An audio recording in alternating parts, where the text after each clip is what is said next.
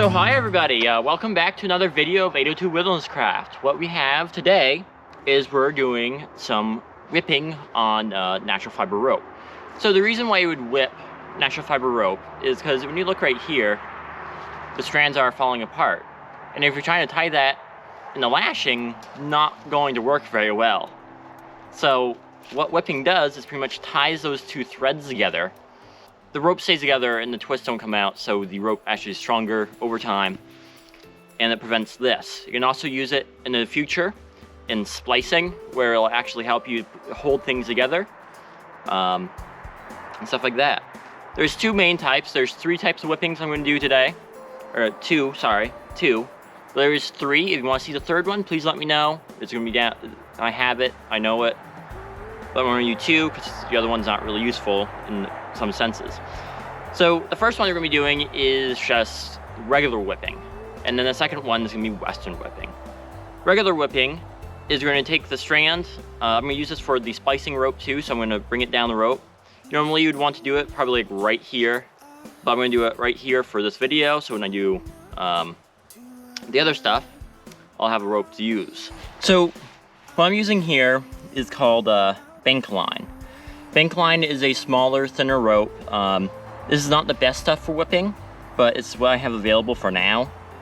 You can use dental floss or other stuff with it.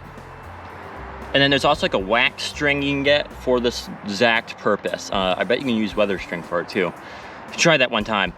So the first thing we're gonna do is we're gonna cut a length of rope. And we're gonna do that length of rope is gonna make a little U shape like this. And with the rope going this way, you'll want to lay that little loop you made in the rope like this. So there's a loop up here, and that will be explained later. And there's a thread down here.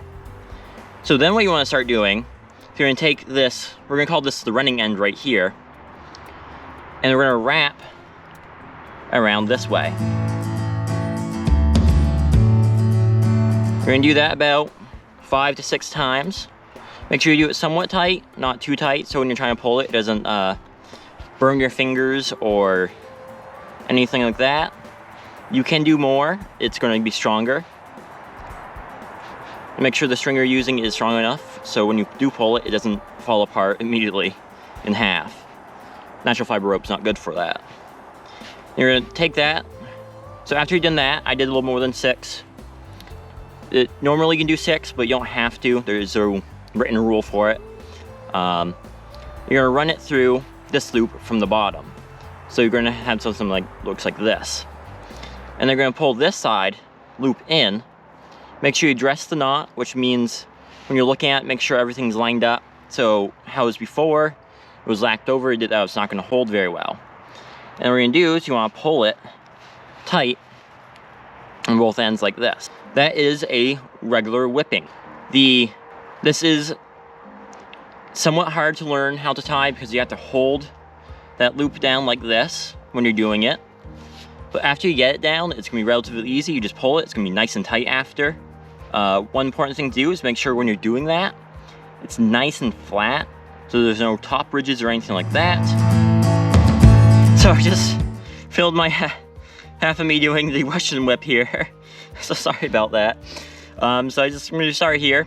So you're pretty much gonna do is you're gonna take this half, the rope in half. You're gonna put this under the line or cordage you're gonna whip, like this. And you're gonna do a simple overhand knot. And then you're gonna pull that tight. Make sure you keep the tight tension on that because this whipping does not like to keep, if you don't keep the tension on it, it's not gonna be a good whip. So especially in this one. So you're gonna go over this way and flip it back over. You don't have to do this when you're doing it. I'm just showing you. And they're gonna do the same thing. You're gonna cross it over like so you have another overhand knot. And then you're gonna pull that and you're gonna flip back over. And they're gonna do another overhand knot. You're gonna do about this 5 or 6 times. You do a little more, you do a little less. I wanna go below 6 or 5.